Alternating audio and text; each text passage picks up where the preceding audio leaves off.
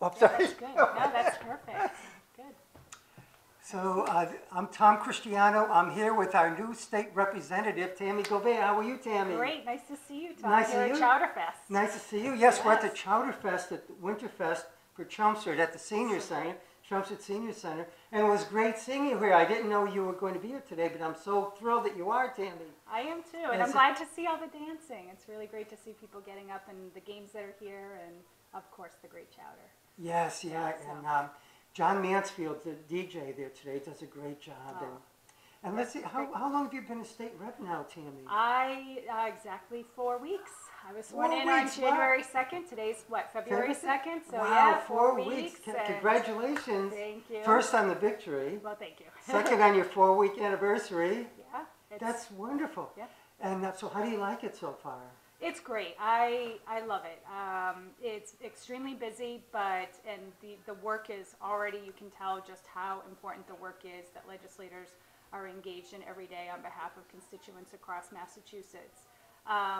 And I really, we just got off of the 2-week filing of bill period and the 2 weeks to co-sponsor bills in the House. And so through that process, I've been able to see all the really great ideas of my colleagues and the things that people are trying to address, the problems that folks are trying to solve. 6,000 bills, a little bit more than that, were filed already this legislative session. We know more bills will be filed as the session goes along, as emergencies come up, home rule petitions, other kinds of things that need addressing. So we know that we'll probably get closer to the 7,000 mark in terms of the number of bills that will get filed and get deliberated on and have a hearing and be voted on. And I was reflecting last night as we're wrapping up the co-sponsorship period, just how impressive it is to see the ideas coming forward to address issues around access to mental health care and parity for mental health care providers and the opioid crisis that we're facing. I filed a couple bills related to Narcan and fentanyl.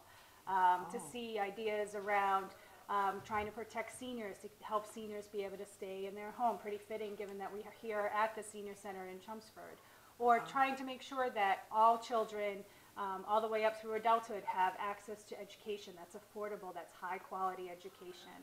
And healthcare, a lot of healthcare issues as well coming up, looking at the cost of pharmaceuticals, and is there a way to contain the cost of those, because we know that many people, particularly seniors, are oftentimes faced making decisions between buying a particular prescription that they might need or, you know, buying a cup of coffee or a meal that they need to eat. So it's just amazing to see really the breadth of all of the bills that have been filed and that we will be taking up in this 191st legislative session. Wow. And you were interested in so many of those issues during your campaign. I remember the health care and taking care of those in need and helping education and helping with the opioid crisis. And you're doing all of that right now. I'm doing all of that right now. So is it what you expected when you ran, or is it more? In so many ways, it is what I expected. Right now, most people don't realize this, but newly elected officials up at the State House don't get an office right away. We're put in a room, what's called the bullpen, which is basically a hearing room. In this case, this year, because our class is a relatively large class, we have 2 hearing rooms that we've taken over, B1 and B2, which is in the basement. And we're just set up with a computer and 2 phones, one for us as the elected representatives and one for our staff. And it's really an interesting opportunity to be in a large room with my colleagues, my new colleagues coming in with me as first years, but also to see the advocates that come in. I've already met with constituents up at the State House in this format. Lobbyists come through. There's a whole lot of activity. It's always humming with, you know, conversation and questions and people just engaging around the issues that affect really everybody in the state. And so we are expecting committee assignments this coming Wednesday. And once we start to get our committee assignments, then we'll be moved to our permanent offices, and then I'll be able to get business cards that I can pass out to people. Oh, that'd be nice. Because I can't pass out business cards because I don't know what my office is, so it doesn't make sense to. Oh, that'd be nice. To do that, yeah. And then you'll have an office after that, and then your business cards, and so things are going great so far. It sounds like, in the 4-week anniversary. They're moving along. We had our first formal session this past Wednesday, the House took up the rules debate. Debate went on for, I would say, longer than it usually does. There were a number of us who were supporting amendments to the rules to make the proceedings more transparent, to make it so that we have more time to review bills, have more time to review amendments, and give the public more time to weigh in on what those issues are. Those amendments that were put forth did not pass, but it allowed a real more thoughtful debate than what I'm understanding has been the case in the past. So really exciting to come into the State House with other first years that are looking to these issues and working with our colleagues who have been up there, who also care about trying to increase access to government so that we can increase trust in governmental institutions. We know a lot of people feel really disillusioned, and there's so many, like I said, really great ideas and conversations that are happening, and we want to see that reflected in the way that formal sessions and even informal sessions are run. So that was the first formal session that I participated in. I got to press my button multiple times, yes and no, on a number of votes that I took, so that was pretty exciting. But it's important work, and it needs to be done very thoughtfully and carefully. So you're very happy so far, you said, Yes. right, with the 4 weeks, and hopefully you'll run for re-election in a couple of years, or every 2 years you run? Every 2 years, yes. I interviewed you, as you may recall, at the Bruce Freeman Rail Trail opening, and at that time we did an outdoor interview, and the wind was howling so much it kind of interfered with the sound. No, that's all right. Hopefully the sound today is going to be perfect. But Tami, I think you're doing a great job, and Well, thank you thank you. for, as a resident of Chelmsford, for coming here to our Winterfest.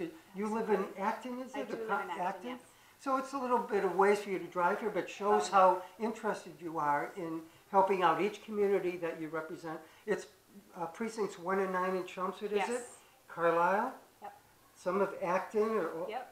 Half of Acton. Half of Acton, and then some Concord? All of Concord. All of Concord. All of Wow. Concord, yeah. That's a pretty big district. It is a pretty big district. Wow. On average, representatives at the state level have around 41,000 people that they represent. And I should say before we wrap up that I do have office hours every single week, twice a week. So I'm alternating. On Monday evenings, I'm in Concord and Acton. And on Friday mornings, I'm in Chelmsford or Carlisle, so it rotates. So I'm in each town twice a month. And we're going to see how it goes. There's a lot of experimentation that I'm sort of engaged in right now to figure out what's the best way to connect with voters, what's the best way for folks to reach out to me. If office hours don't work or the times that we have, people can certainly reach out. They can email me at tami.gouveia@mahouse.gov. That's my email address up at the State House. And we can set up a separate time if those times that I have for office hours don't work. I'm also, as I'm taking my votes, I'm posting them on Twitter. So really trying to get the word out that way. I'm reserving Facebook more for some of the more personal human interest aspects, and then the Twitter I'm really using more for the political, politics, policy-making side. We'll see how it goes. If people have feedback, let me know. I'm going to follow you on Twitter. I'm not sure if I am yet. Oh, it's Tami Gouveia, M.A. So Tami if you're Gouveia, looking M.A. for me, on it's- Twitter. Yes, and And on Facebook, I'm sorry, go ahead. hopefully people know that my first name is spelled T-A-M-I, and my last name is Gouveia. And I have had people say, oh, you have all the vowels in your last name. I do, and my middle name is Y. So I have this, my middle name is Lynn, so I have this sometimes Y. Wow, that's so amazing. That's the way to find me. But yes, so my Facebook is just Tami Gouveia, Twitter is Tami Gouveia M.A., and Instagram is Tami Gouveia Mass. Wonderful. Yeah. Well, thank you so much for Well, talking thank with you. us at Chelmsford News today, Tami, for Appreciate coming to the Chowder Fest here in Chelmsford. It's always great to see you, Tami. always You're great doing a seeing you. great job. Thank you. All right, I appreciate it. Thanks, Tom.